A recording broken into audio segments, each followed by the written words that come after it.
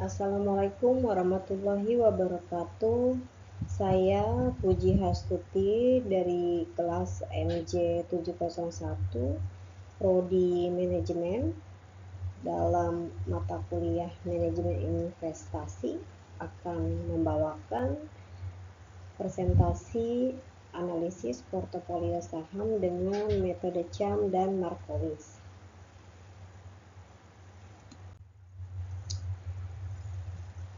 Pembahasan yang dapat saya sampaikan di awal yaitu latar belakang. Latar belakang investasi di pasar saham selalu menghadirkan dua sisi yang saling terkait. Harapan akan keuntungan dan resiko kerugian seorang investor yang rasional tentu ingin memaksimalkan keuntungan yang diperoleh dengan tingkat resiko serendah mungkin. Namun dalam kenyataannya, semakin tinggi potensi keuntungan suatu aset, biasanya semakin tinggi pula resikonya. Dalam konteks inilah analisis portofolio menjadi penting. Investor tidak hanya memiliki satu saham tetapi membentuk sebuah portofolio kumparan dari berbagai aset atau saham dengan tujuan untuk membagi investasi agar resiko untuk memperoleh kombinasi investasi yang optimal.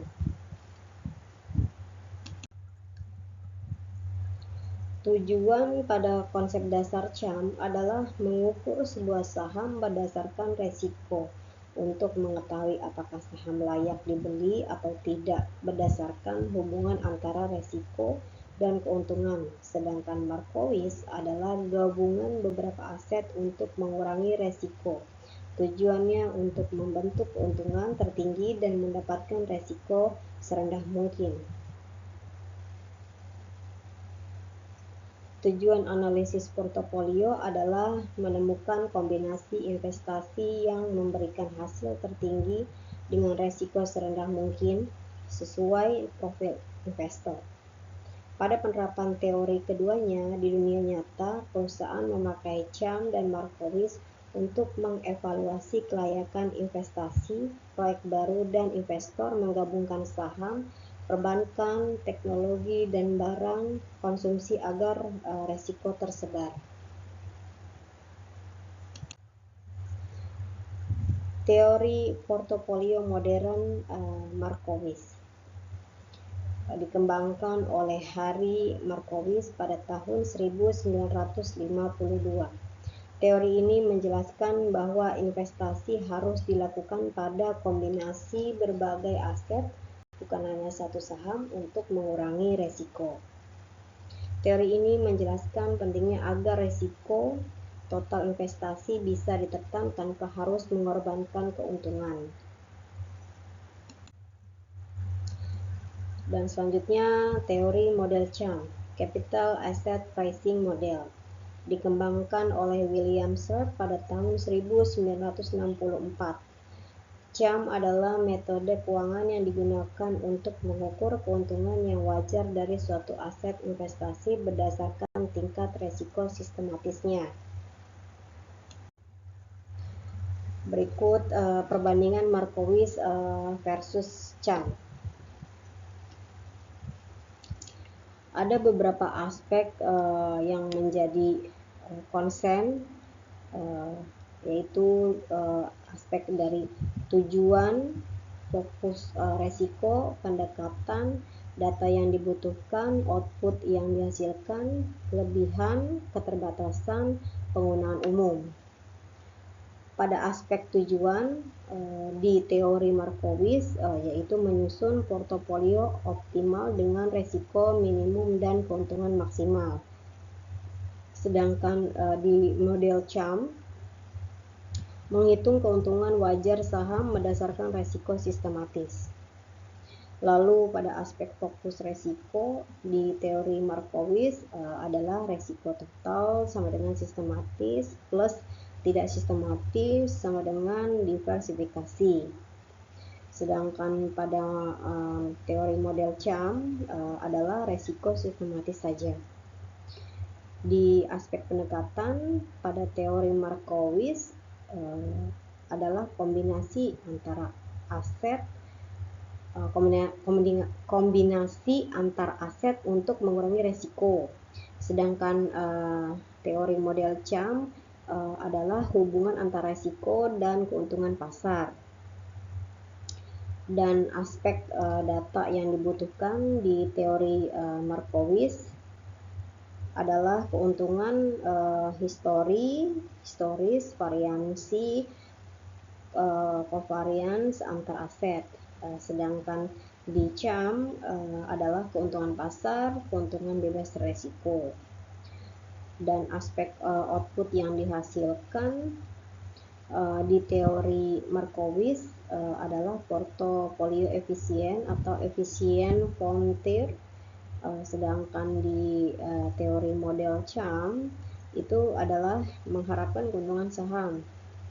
Dan aspek kelebihan di teori Markowitz adalah memberikan hasil optimal lewat diversifikasi. Sedangkan di model CAM adalah sederhana, cocok untuk menilai satu saham saja. Jadi kelebihannya berbeda ya. Selanjutnya pada aspek keterbatasan. Di teori Markowitz adalah rumit dan butuh banyak data. Sedangkan di CAM adalah asumsi pasar efisien yang bisa berubah. Dan terakhir aspek dari penggunaan umum. Pada teori Markowitz itu manajemen portofolio atau reksadana, dana pensiun dan lain-lain. Sedangkan teori CAM adalah penilaian saham, analisis proyek investasi perusahaan. Pada dasarnya atau intinya teori Markowitz cocok untuk membentuk kombinasi aset yang efisien. Sedangkan CAM itu cocok untuk menilai kelayakan sebuah saham dilihat dari resikonya. Keduanya saling melengkapi dalam pengambilan keputusan investasi. Jadi masing-masing itu ada kelebihan dan kekurangannya ya. Dari tujuan, dari fokus resikonya, dari cara pendekatannya, terus data apa aja yang dibutuhin gitu kan, terus output yang dihasilkan bagaimana, serta kelebihan dan batasnya atau keterbatasannya itu seperti apa, terus penggunaan umum di masyarakat itu bagaimana gitu kan. Itu ada plus minusnya, tapi keduanya ini digunakan dalam perusahaan. Dan itu pemaparan dari perbandingan teori Markowitz dan CAM ya. Selanjutnya langkah-langkah analisis portofolio. Dalam langkah-langkah analisis ini ada 8 yang yang akan saya paparkan atau sampaikan. Nomor 1 adalah menentukan tujuan investasi. Jadi kita harus menentukan dulu nih tujuan investasinya itu bagaimana. Dan kedua, mengumpulkan data aset. Data aset kita itu ada berapa banyak, kita harus memiliki data tersebut. Dan yang ketiga, menghitung resiko dan keuntungannya. Kita harus kalkulasi, mengecek, melist, mendata resikonya ada beberapa dan keuntungan ada berapa. Jadi kita harus lihat, misalnya 3:1 atau 3:2. Itu kita harus melihat dari jumlah berapa banyak resiko dan jumlah berapa banyak keuntungan yang didapat. Lalu keempat, membangun portofolio efisien atau menggunakan teori Markowitz. Kita pakai teori Markowitz ini dengan cara mengkombinasi aset-aset. Dan nomor 5, menentukan portofolio optimal. Lalu keenam, evaluasi menggunakan CAM opsional atau tambahan. ketujuh. Ketujuh, mengalokasikan aset secara strategi agar mengurangi resiko tidak sistematis dan pilih aset yang tidak berkorelasi tinggi. Jadi dari evaluasi tambahan menggunakan metode CAM, terus kita mengalokasikan aset secara strategi. Kemudian selanjutnya ke-8, secara berkala meninjau kembali komposisi portofolio dan melakukan penyelesaian jika alokasi tidak sesuai dengan strategi awal. Jadi strategi awal itu kita udah menghimpun ya di nomor 1, 2, dan sampai 8. Kalau misalnya seandainya tidak sesuai, kita akan melakukan penyesuaian kembali dari strategi awal itu. Oke, jadi langkah-langkahnya ada 8 ya. Dan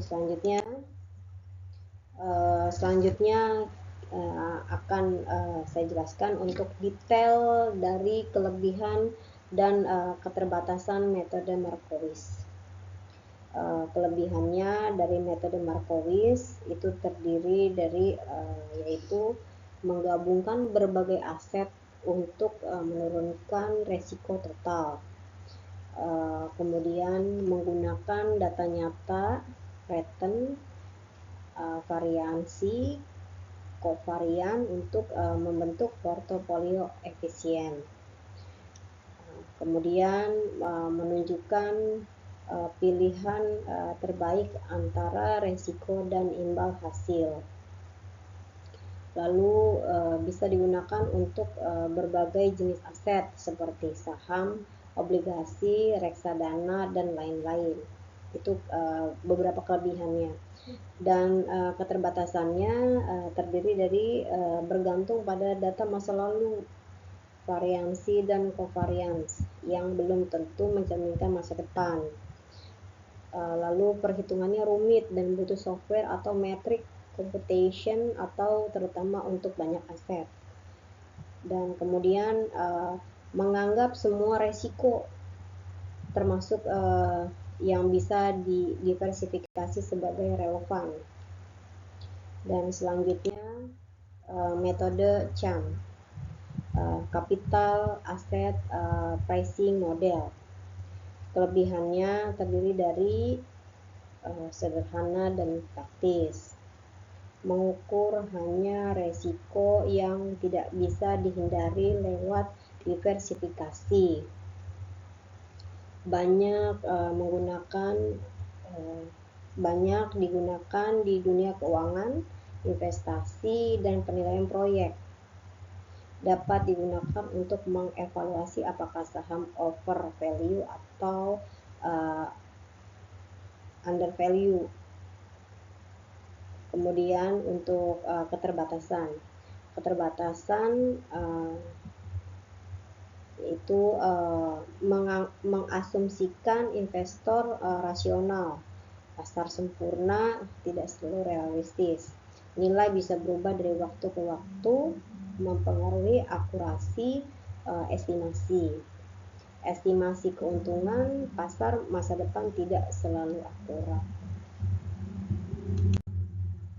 Kesimpulan yang dapat diambil dari dua metode Markowitz dan CAM, yaitu dengan menggunakan metode keduanya, resiko dan keuntungan menggunakan Markowitz membantu menentukan kombinasi terbaik, dan CAM membantu menilai apakah saham harga terlalu mahal atau terlalu murah.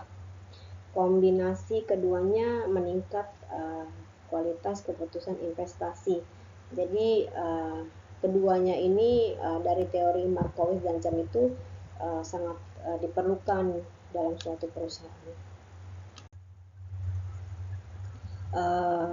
Demikian presentasi saya. Apabila ada kesalahan, mohon dimaafkan sebesar-besarnya. Wassalamualaikum warahmatullahi wabarakatuh.